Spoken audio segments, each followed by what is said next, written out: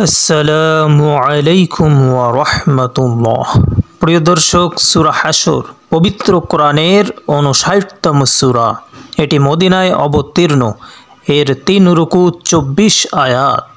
এই সূরায় ইহুদিদের নির্বাসনের কথা উল্লেখ করা হয়েছে।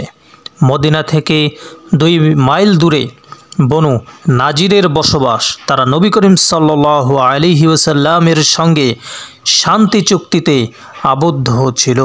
এই অবস্থায় নবী করিম সাল্লাল্লাহু আলাইহি ওয়াসাল্লাম তাদের মহল্লায় গেলে তারা তাকে একটি ছাদের নিচে বসতে দেয়। পরে ছাদ থেকে পাথর গড়িয়ে তাকে হত্যার ষড়যন্ত্র করে।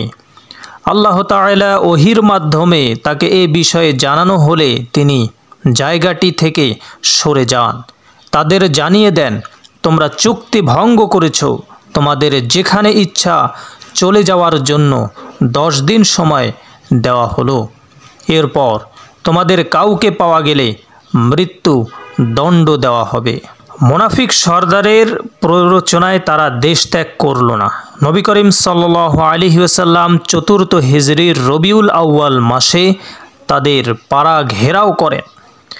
নিরুপায় হয়ে তারা নতি স্বীকার করলে নবী করিম সাল্লাল্লাহু আলাইহি ওয়াসাল্লাম আবারও তাদের সুযোগ করে দিয়ে বললেন, অস্ত্র ছাড়া যতটা পারো জিনিসপত্র সঙ্গে নিয়ে এখনই এলাকা ত্যাগ করো।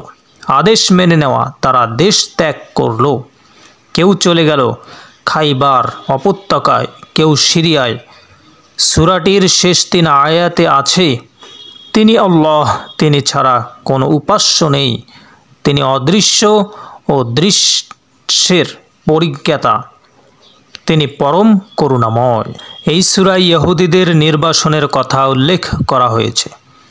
রাসূল সাল্লাল্লাহু আলাইহি সাল্লাম বলেছেন, যে ব্যক্তি সকালবেলা সূরা হাশরের শেষ ৩ আয়াত তেলাওয়াত করবে, আল্লাহ রাব্বুল আলামিন ওই ব্যক্তির জন্য ৭০,০০০ ফেরেশতা নিযুক্ত করেন, যারা উক্ত ব্যক্তির জন্য সন্ধ্যা পর্যন্ত মাগফিরাতের দোয়া করতে থাকে।